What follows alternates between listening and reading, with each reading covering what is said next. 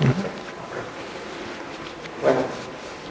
bienvenidos una vez más a otra plática del 10º aquelarre matemático. En esta ocasión nos acompaña Ricardo Caril, que nos hablará de Celará.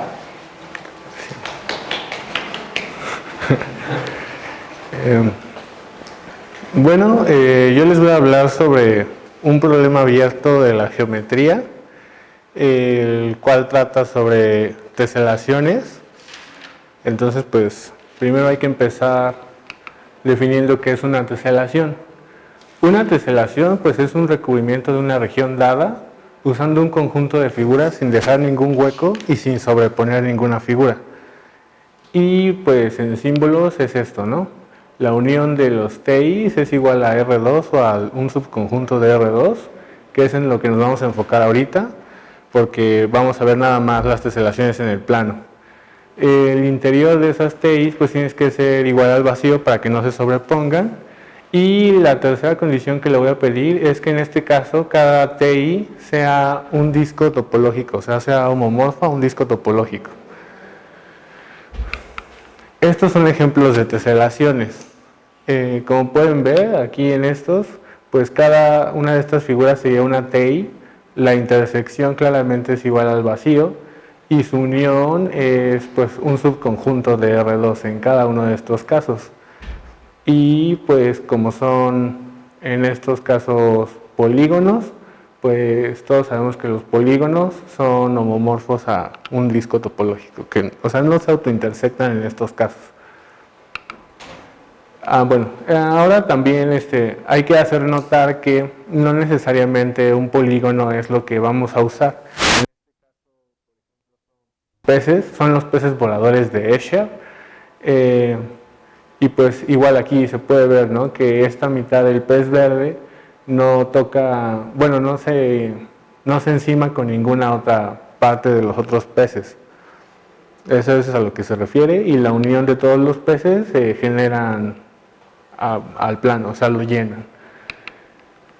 En este caso, pues, es con iguanas. Aquí igual, ¿no? O sea, es nada más para hacer notar que se puede hacer con muchas figuras o con muchas cosas que cumplan esos tres criterios.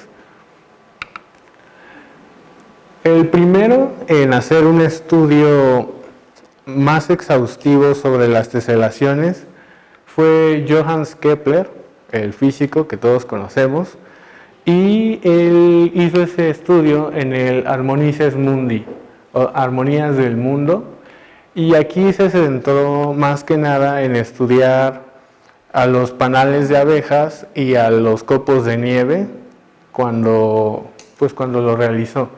Y él se enfocó más bien en aspectos geométricos de por qué construían ese tipo de figuras y por qué lo hacían así. Bueno, entonces ahora vamos a entrar ya más como a lo que pretendo llegar, y para llegar ahí necesito pues que sepan todos que es un polígono convexo. Un polígono convexo es básicamente aquel en el que todos sus lados apuntan hacia afuera del centro del polígono. O sea, por ejemplo, si allí estuviera el centro de estos polígonos, pues claramente todos sus lados apuntan hacia afuera. Esta es una versión más intuitiva de la definición, porque hay otra que te dice que si una recta pasa nada más por dos lados, entonces, pero esta es la que siento que nos sirve más. Y de este lado están los polígonos cóncavos.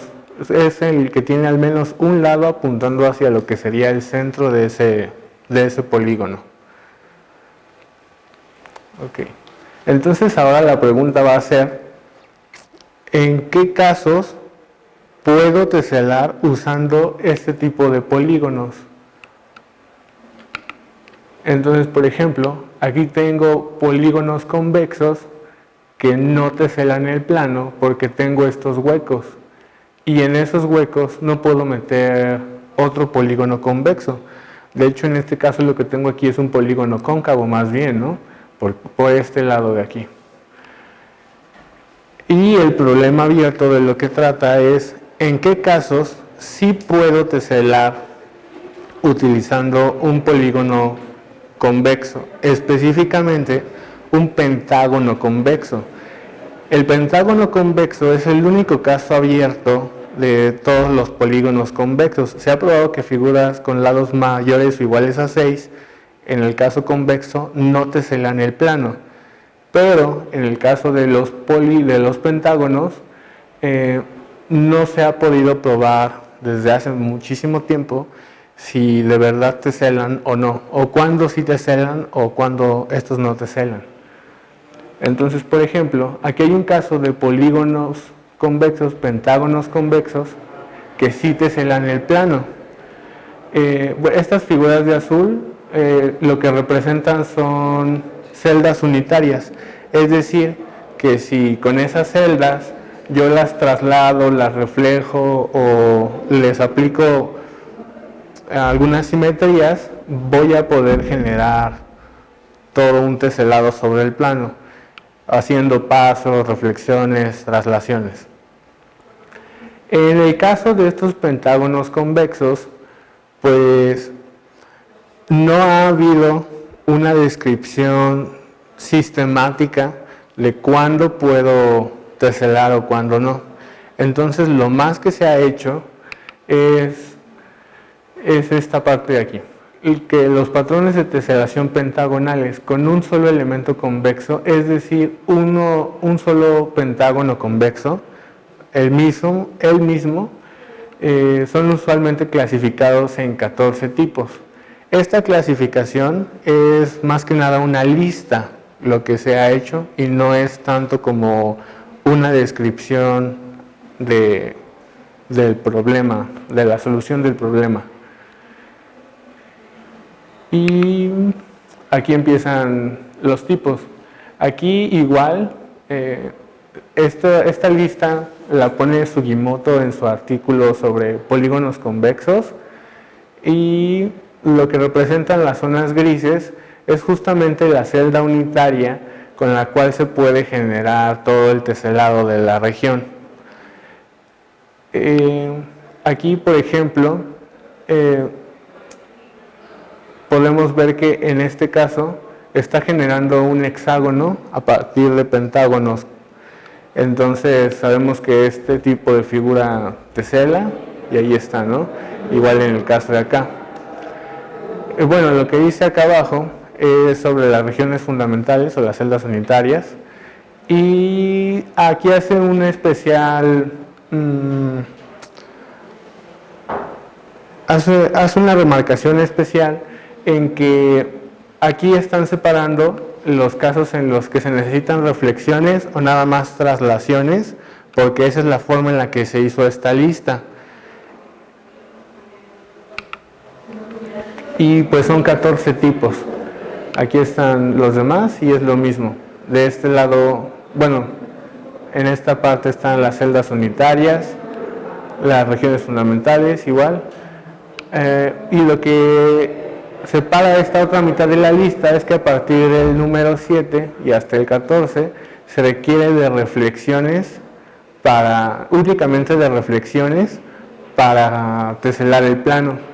Y en las otras, en las que están de este lado, son traslaciones.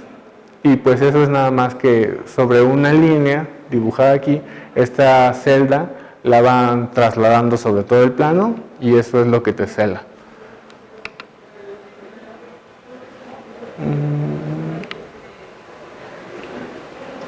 Bueno, otra cosa importante de esta lista es que aquí sí necesitas fijarte en los ángulos que están formando. Entonces te fijas en los ángulos y en qué tipo de simetría requieres para teselar el plano. Ahora, para poder seguir con el problema, necesitamos ver qué es una teselación arista con arista, y normalmente así se refieren a ella, edge-to-edge tiling. Es básicamente una teselación donde las teselas adyacentes, cada una de estas figuritas es una tesela y la teselación es el conjunto de todas estas. Y básicamente lo que te dice es que cada lado de la tesela no puede compartir más de un lado con otra tesela. Entonces, para que vean un ejemplo, estas de acá no son unas teselaciones arista con arista, porque pueden ver claramente como un lado comparte dos lados de la tesela, ¿no? Entonces, esa ya no entra en el criterio de arista con arista, pero, por ejemplo, esta de acá arriba sí. Entonces, cada lado va con uno y va con solamente un lado, ¿no?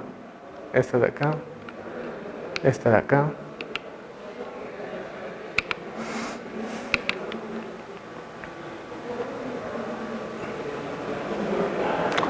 Y otra cosa importante es que en estas teselaciones los lados del polígono van a ser los mismos que los lados de la tesela. Entonces eso es como una propiedad importante porque, bueno, por lo que vamos a ver aquí más adelante. Entonces, para hacer una nueva clasificación o tratar de demostrar el problema de una manera más sistemática, sin que sea ya como una lista, es enfocarnos nada más en los casos, ¿no? Y pues, ¿cuáles son los casos? Pues van a ser básicamente dos. El primero es cuando tienes teselaciones arista con arista y cuando no tienes teselaciones arista con arista.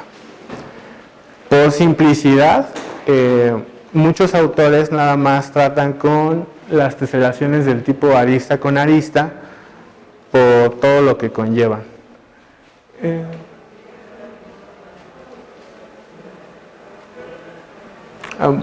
Y aquí una de las características que describe Sugimoto, que es uno de los autores más importantes que están desarrollando este tema, es que todas las teselaciones arista con arista en pentágonos convexos idénticos contienen una infinidad de teselas, cada una de las cuales tiene a lo más 6 adyacentes.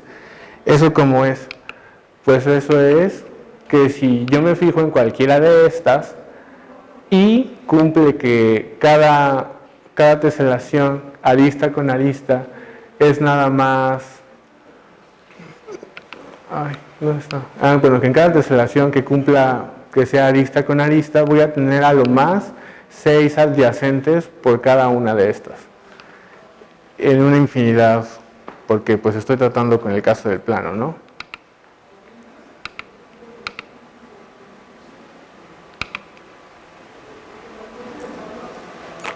Entonces lo que él trata de hacer y lo que se ha tratado de hacer es dar una descripción más sistemática de cuándo puedo teselar con polígonos convexos, con pentágonos convexos específicamente, pero para hacer eso, pues una de las cosas que tengo que quitar es, por ejemplo, la restricción que tengo acá en ángulos o la restricción que tengo en simetrías, porque eso obliga a la teselación a estar en uno de estos 14 tipos, pero hay algunas que se ha probado que pueden estar en más de uno de esos.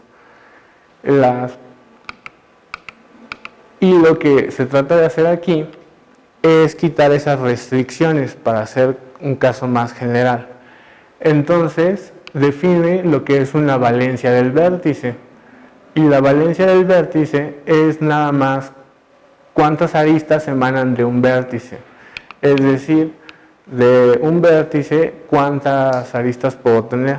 Es casi como lo que se ve en teoría de redes, usando la fórmula de Euler para el plano infinito. Entonces, lo que ahí te dice es que puedo tener a lo más 6, ¿no? Entonces es 1, 2, 3, 4, 5, 6 por vértice.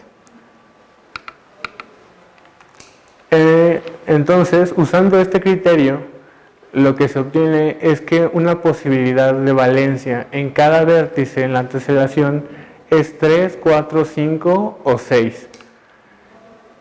Este resultado es importante porque entonces ya estoy restringiendo el problema al estudio de nada más estas posibles valencias. Entonces, por ejemplo, si la teselación está formada únicamente por vértices de valencias 3 y 4, la cantidad de vértices que voy a tener con valencia 3 respecto a valencia 4 va a ser 2 a 1. Es decir, que por cada vértice de valencia 3, yo voy a tener la mitad de valencia 4. Y eso se puede ver en los ejemplos de acá. Restringiendo esta lista a nada más las valencias, voy a obtener 12 tipos de teselación. Nada más en el caso de arista con arista. O sea, voy a tener en total más casos de los que tenía al principio, porque aquí solo tengo 14, pero estoy considerando grados y estoy considerando simetrías. Y en la otra lista solamente estoy considerando las valencias de los vértices y nada más estoy considerando las teselaciones arista con arista, y ahí ya tengo 12 tipos así de entrada.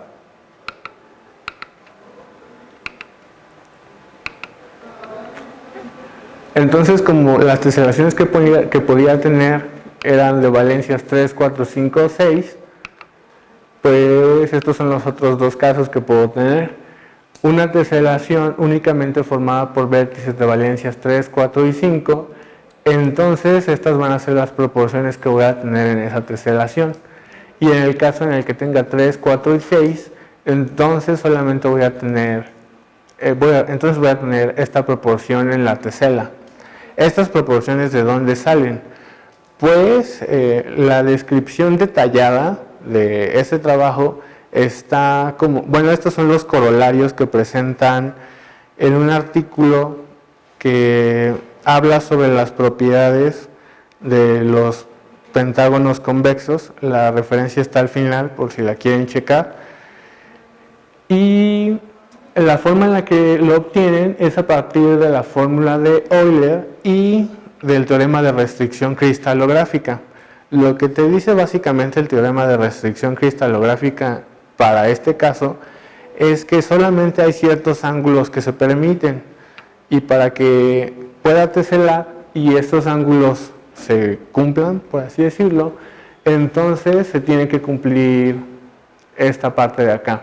Por eso nada más puedo tener 3, 4 y 6 o 3, 4 y 5, y no puedo tener 3, 4, 5 y 6, porque entonces ya no se cumpliría ni el teorema y ni la fórmula de Euler. Entonces la pregunta que es la pregunta más importante de toda la plática es si teselará. ¿En qué casos sí va a teselar un pentágono convexo y en qué casos no va a teselar? Es una pregunta muy simple y de naturaleza, pues, no tan agresiva como muchos teoremas a los que nos podemos enfrentar, pero justamente por las cosas que podemos usar aquí como herramientas matemáticas es que se complica todo el problema, porque hay muchos autores que lo tratan desde el punto de vista de combinatoria. Entonces se pueden hacer combinatoria con los ángulos y el problema se dispara así increíblemente rápido. Entonces estos tipos de problemas son de especial importancia porque únicamente dependen de la capacidad del que lo esté tratando y no están restringiendo las matemáticas a nada. Escogí presentar este problema desde este punto de vista más geométrico porque creo que es más intuitivo tratarlo así, a que si, bueno, también se puede tratar igual topológicamente, ¿no? Y topológicamente se cumple que las teselaciones arista con arista, en el caso del polígono convexo, sigue siendo un polígono convexo en este caso. Y nada más para que se den como una idea de qué tan complicado es este problema, pues David Hilbert al principio pensaba que todos los problemas de teselaciones eran muy triviales. hasta que su ayudante o su asistente, Karl Reinhardt, le demostró que estos problemas estaban muy lejos de la trivialidad. De hecho, llegó a un punto en el que Hilbert incluyó un problema de teselación en sus famosos 23 problemas de Hilbert. Y el que demuestra el problema sobre las teselaciones es Karl Reinhardt. Pero lo que Hilbert considera en este problema es una teselación de un polígono, pero en 3 dimensiones. Y desde entonces, bueno, desde esas fechas más o menos, el problema del polígono convexo, del pentágono convexo, ha sido un problema abierto pues de la geometría, que se ha tratado y se ha dejado más o menos en el olvido, pero pues sigue sin resolverse. Y estas son las referencias. Pues Grunbaum, él es de los principales autores en el tema. Sugimoto. Aquí es propiedades de teselación por el polígono convexo, por pentágonos convexos. Este es el artículo en el que hacen toda la demostración con todo el rigor matemático que se requiere.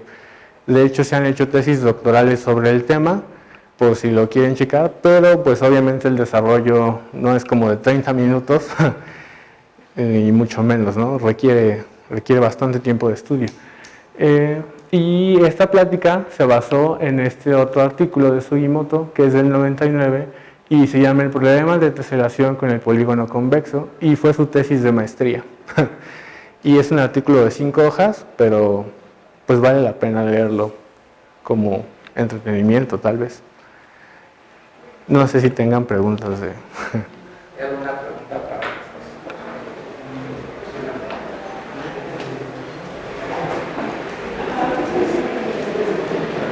¿Cómo las van construyendo? O sea, la lista. O sea, solo fueron haciendo prueba y error.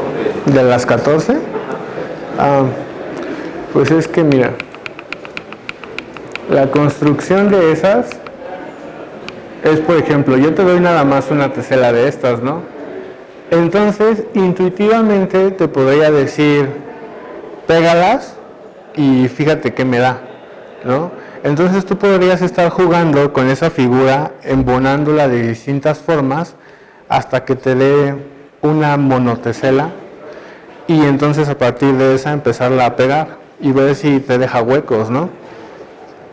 Esa es una forma, es la forma más intuitiva. De hecho, es un ejemplo muy simple, algo burdo, pero si tú le das a un albañil un mosaico, una loseta, y le dices que la pegue en el piso, pues rápido se pone a pegarlas, ¿no? Entonces, hay dos casos. El caso de intuición, que es ese, ponerte a jugar, a ver cuándo ensamblan, a ver cuándo no ensamblan, y la otra es hacer una descripción más fundamentada del problema, ¿no? Que es como lo que se hace acá. Y decir, bueno, me voy a fijar cuándo los ángulos son iguales, cuándo los lados son iguales, y voy a ver si esas figuras pegándolas de algún modo teselan. Un resultado importante aquí que se me olvidó mencionar es que los pentágonos convexos con lados distintos, o sea que sus 5 lados son distintos, no teselan el plano, y ese resultado surge a partir de estas fórmulas. Y de nuevo ese desarrollo está en ese artículo de propiedades de teselación. Sí. ¿Hay alguna otra pregunta para el expositor? Bueno, si no hay más preguntas, agradecemos al expositor.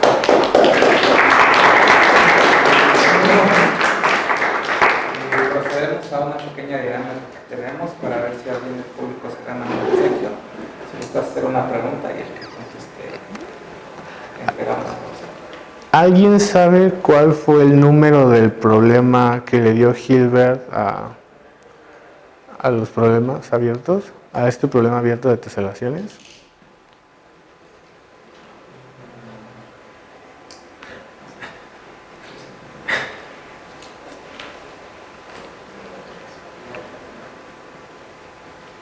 ¿No? ¿Otra pregunta?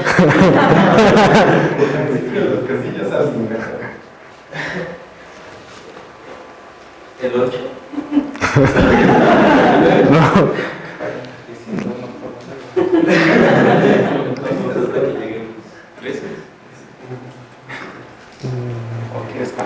Sí, sí quiere cambio. Bueno, pero la respuesta era el 18. El problema 18 es el que resuelve. Es de los últimos de la lista, justamente porque Hilbert pensaba que no era tan importante hasta que él no lo pudo resolver. Y entonces decidió que era uno de los problemas más importantes. Pues otra pregunta sería, ¿un pentágono regular puede teselar el plano? O sea, eso es así como dibuje. ¿Por qué no? Pero tú siempre lo dijiste. O sea, si quieres, pues dibújalo así, pentágonos.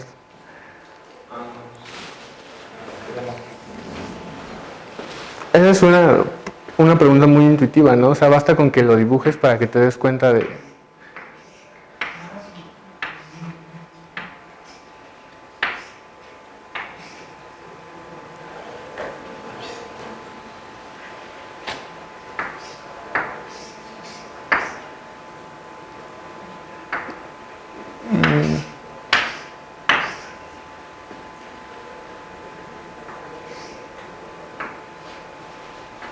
No sé qué hiciste, pero ya lo hiciste mal. Son 5, ¿no? Pero está como haciendo... Sí, pero bueno, en el pentágono, en este pentágono no se puede porque te queda siempre un... Sí, siempre te queda un área que no puedes. Entonces no es regular, ¿no? Es como... Sí, bueno, lo dibujaste mal.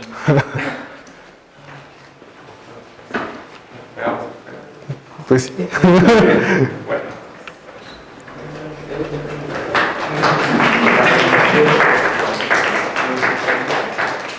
También hacemos entrega de depositar. Gracias. Agradecemos nuevamente a nuestro instructor. Los invitamos a regresar a 4:10 a la segunda sesión de las prácticas de este día. Gracias.